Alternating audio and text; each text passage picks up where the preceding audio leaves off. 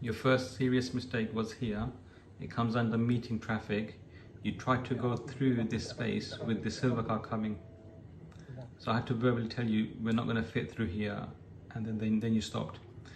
So you didn't show any signs of stopping, so I had to verbally stop you. So if I just rewind it a little bit, I'll show you again.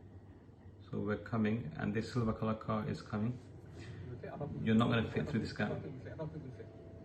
So I had to verbally tell you, we're not going to fit here, we're not going to fit here, so to get you to stop. So this would be a serious fault, because you were going to go if I didn't make you stop. It's not a gap we can fit through. You see another car coming here, the black color car. We're not going to fit through with them. One has to stop, one has to go, one can go. So they've stopped, now we carried on here. So you got to make a better judgment call on the gaps that you can fit through.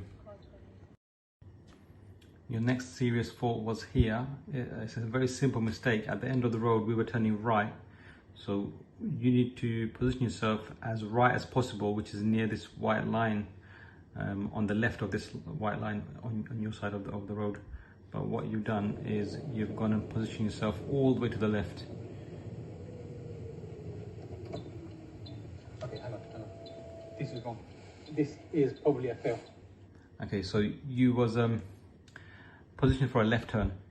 There was like a space for a whole nother car to be beside you on your right. So if you turn right from the left turning position, and then somebody else approaches to turn right, they're in the correct position, and then you're going to have to go across them. So this is a dangerous fault. Okay, so it's a serious fault, something you'd failed for. You must position to the right as much as possible when turning right. This is number 6 on the top 10 reasons why people fail.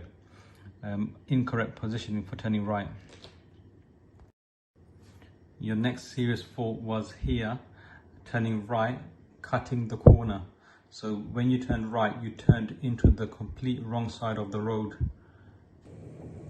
So here, there's a van unloading here, and I think this is what caused you to turn early. So when you turned, you've turned across this way, okay, over the giveaway lines. So you should have turned later. So I think I told you, when you go into a car park, make sure you don't go in until you've looked into the entrance, and you make sure that no one's coming out of the car park. This is similar. You got to make sure that nobody is coming out of this road if you're going to go across into the other lane. Here we don't even need to, because this van is not even blocking your lane. You can go more further forward and turn right. That black car over there is not even blocking you either. So there's no reason why you shouldn't use your lane. So what you've done is this. You've gone into the other lane. Now I just want to rewind you back to a certain position. This position here. Now you've gone into the wrong side of the road, into this part of the road. Now you don't know what's coming towards you here. Only now you can see what could have been coming towards you. If something was coming towards you, then you're in their lane. There's no reason why you couldn't have turned a bit later and turned into your lane, which is here. Okay, this is a serious fault all day long. Okay, they have a special box that they tick. It comes under junctions, cutting the corner, cutting corners. Okay, so this is a fail. You must not turn into the wrong side of the road. If for any reason your lane is completely blocked, which on this occasion it wasn't. So let's say your lane here is completely blocked and you need to go to the other lane to get into that road. You can only do it once you look into the road and in a controlled manner, making sure no one's coming out of the road. But at all costs, try and avoid it. Here it was completely avoidable. Okay, then we came back and took that turn again. So this time you can see we've done it correctly. We've gone more further forward. We've turned only into our side of the road, and it's safe. There shouldn't be anybody coming from this direction towards you into your side of the road. And if there is, you'll see them much more earlier than if you were to cut the corner. Your next serious fault was here. There was a car that was reversing out of its driveway and you drove on behind them. You steer. When you straighten up, make sure you steer it yourself. Okay, here's the car coming now. You should just stop now. Yeah. What if that car reverses back hit us? if we're going to go left here, can we control what that car does? No, but you can control what you do. If you just stop, and that way, there's no way the car can hit us. But if you try to go past behind him, you're hoping they don't hit you, and that can be a serious fault on the test. In real life as well, you don't want to be going past a car behind, hoping they've seen you and they're going to stop for you. They might have just stopped for a second for something else, and then they're going to continue going back and they're going to hit you. They're going to go right. Your next serious fault is here. You try to turn right in front of this Mini Cooper. Oh, what are we going to do there? Oh my god, how can that car come that fast? That's the next fail. I didn't do it. Okay, so you got to make a better judgment call there. You need to find a gap that you can turn in where you won't slow the oncoming car. So you see here is this Mini Cooper, this car, you were going to turn before them. So just because this blue car managed to take the turn, doesn't mean that you'll be able to turn at the same time without slowing down the Mini Cooper. So you're not going to you're not going to make this turn without slowing down or without this Mini Cooper crashing into you. Oh my god, how can that car come that fast? Okay, so you must not make another driver slow down with any action you take. Okay, now here when we got to this gap in between the oncoming cars and the curb, I was cringing here because you were so close to hitting the curb on the left. At 20 miles per hour, you would have busted the tyre. So this curb here. Any doubts? A bit to the right, curb was a bit tight. Okay, so when it's that tight, you need to crawl through that space at a few miles per hour. Because if the tyre touches the curb, it's going to rip the tyre apart.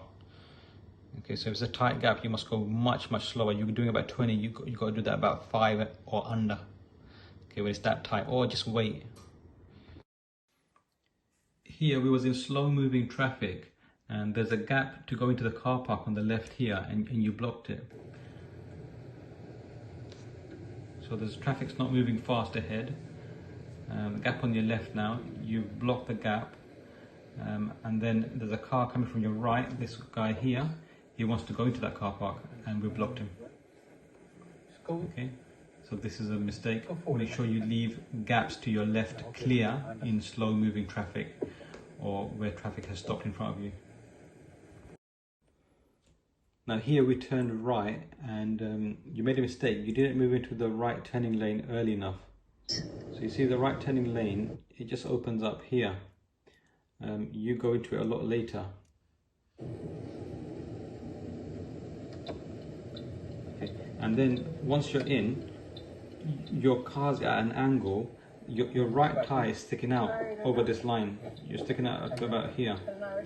And that's impacting the cars coming from ahead. You're kind of preventing them from going ahead. So when you turn right, you must make sure, for example, there's another right turn here, you must make sure your tyres are within the lines and your car's not at an angle and your tyre's not sticking out over the line. Because if it's sticking out over the line, you're going to impact the cars coming from ahead. They're going to be scared.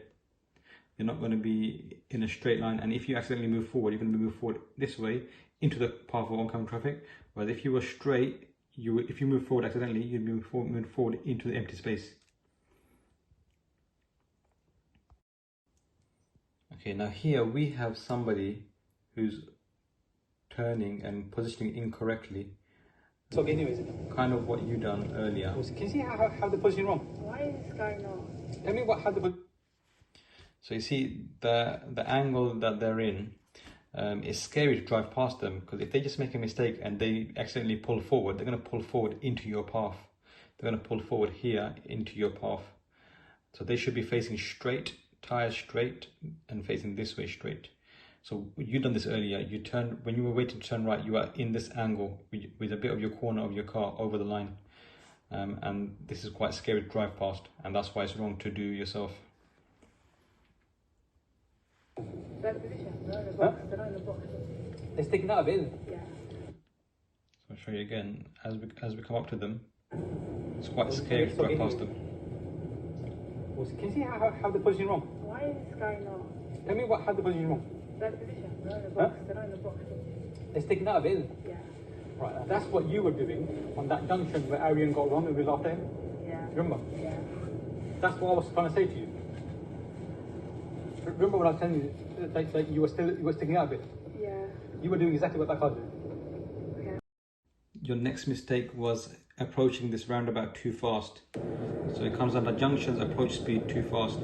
So we're turning you right at the junction, at the roundabout, second exit. You just got to slow down here, check to your right and decide when to go in. You're coming so fast, I had to tell you to stop. You approach really fast Because then. you can't judge what's coming from your right. Come straight. Okay, so you got to approach much slower at about 5 to 10 miles per You hour. driving test there on approach. Check to your right to see if it's safe to enter and then enter. You approach Because you're coming fast so fast, I had to that physically if the car tell from you the right to had come stop. straight, you'd have to slam Otherwise, the brakes. you're gonna just enter the roundabout without checking to your right. Okay, it's getting dark now. We turned left, at the end of this road, and you've approached it really fast, just like you did the previous roundabout. Now, because we approached so fast, this time you couldn't even keep the car under control. You ended up going wide. So you got to approach more slower, so that you have time to check to your right and left to decide if it's safe to go past the giveaway and turn left.